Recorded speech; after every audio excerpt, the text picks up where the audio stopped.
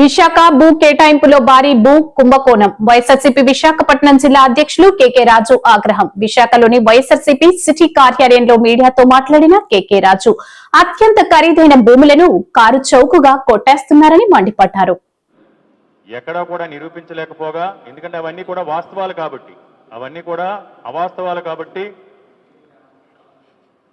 నిరూపించలేకపోగా ఈరోజు అధికారంలోకి వచ్చిన మొదటి క్షణం నుంచి ఉత్తరాంధ్ర ప్రాంతం పైన వివక్ష చూపిస్తూ ఉత్తరాంధ్ర ప్రాంత అభివృద్ధికి అడుగడిగినా కూడా మోకాలడ్డుతూ ఎక్కడ విశాఖపట్నం అభివృద్ధి చెందితే, ఎక్కడ ఉత్తరాంధ్ర ప్రాంతం అభివృద్ధి చెందితే అమరావతికి ఎవరో కూడా పెట్టుబడిదారులు రారు. అమరావతిని అభివృద్ధి చేసుకోవాలి అంటే అమరావతిలో వాళ్ళకున్న వేలాది ఎకరాల భూముల్ని,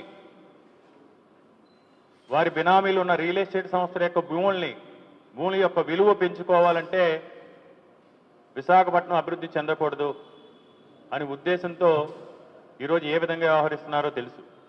ఈరోజు గతంలో 33,000 ఎకరాలు, సుమారు 40,000 ఎకరాలు ఉన్న అమరావతిని ఈరోజు ఇంకో 50,000 ఎకరాలు పూలింగ్ పేరుతో అక్కడ అదేవిధంగా ప్రజల ఆస్తిని, ప్రభుత్వ ఆస్తి అంటే ప్రజల ఆస్తిని, ప్రభుత్వ ఆస్తుల్ని, ప్రజల భూముల్ని ఈరోజు పప్పు బెల్లాల పంపకాలు చేస్తూ ముఖ్యంగా విశాఖపట్నానికి సంబంధించి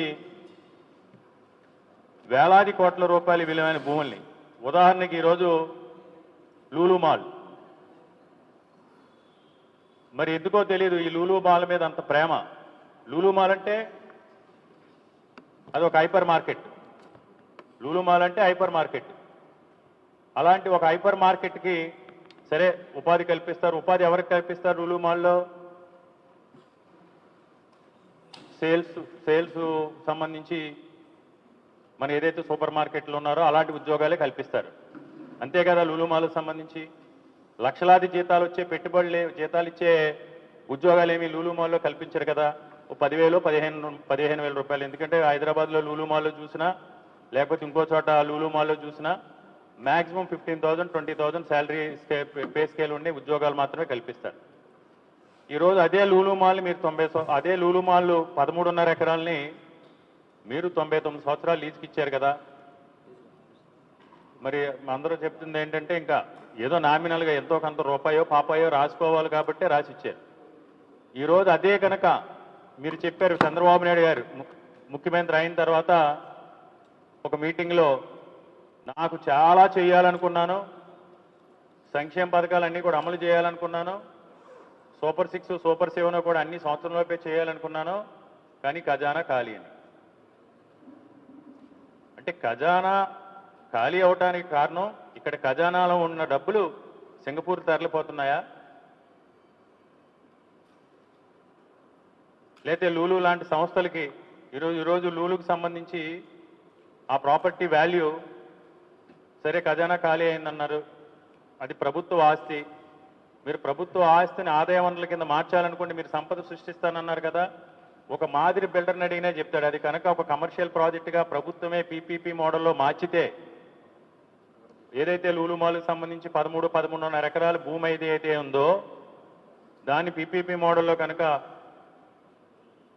మీరు ప్రభుత్వ ఆస్తిని సంపద సృష్టించాలనుకుంటే సుమారు దాంట్లో తక్కువలో తక్కువ వేసుకుంటే 40 లక్షల ఎస్ఎఫ్టీ కన్స్ట్రక్షన్ చేయొచ్చు.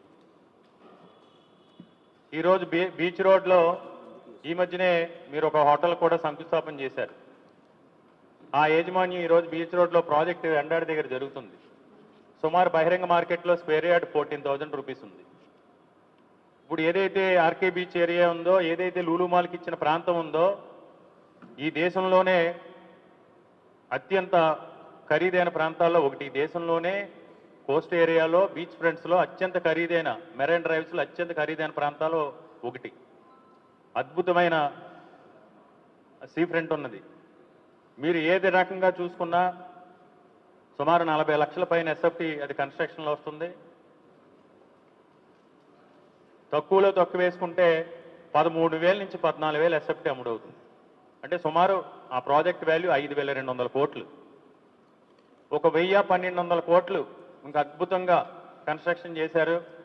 ది బెస్ట్ ఇప్పటి వరకు కూడా సౌత్ ఇండియాలోనే ఇలాంటి ప్రాజెక్ట్ లేదనుకున్నా అంటే సుమారు చూసుకున్న 4,000 కోట్ల రూపాయలు సంపద సృష్టించగల ప్రాపర్టీని మీరు రూపాయిన్నరకి 2 రూపాయలకో అంటే వేలాది కోట్ల రూపాయల భూమిని 99 సంవత్సరాలు లీజుకి ఇచ్చి మీరు ఏ రకంగా సంపద సృష్టిస్తారు? 100% కూడా మీ అంతర్గత ఒప్పందాల్లో భాగంగానే లూలు మాల్కి భూమి కేటాయించి అనేది ఈరోజు విశాఖపట్నం ప్రజలందరూ కూడా చర్చించుకుంటా ఉన్నారు. అది మళ్ళీ ఇంకొకటి, ఈరోజు ఎండాడ ప్రాంతంలో ఆ గీతం కాలేజు ఆ పనోరామా హిల్స్ పరిసరాల్లో ఎక్కడ చూసినా సరే ఈరోజు గజం 70,000 వేల రూపాయలు ఉంది. అంటే ఆ రకంగా చూసుకుంటే సుమారు ఎక్కడ చూసినా సరే తక్కువలో తక్కువ వేసుకున్న ఎకరం 30 కోట్ల రూపాయలు తక్కువలో తక్కువ వేసుకున్నా. అలాంటి చోట ఒక రియల్ ఎస్టేట్ సంస్థకి ఆ సంస్థ డెవలప్ చేస్తుందంట. ఆ సంస్థ డెవలప్ చేసిన తర్వాత ఐటీ స్పేస్ డెవలప్ చేస్తారంట. ఐటీ స్పేస్ని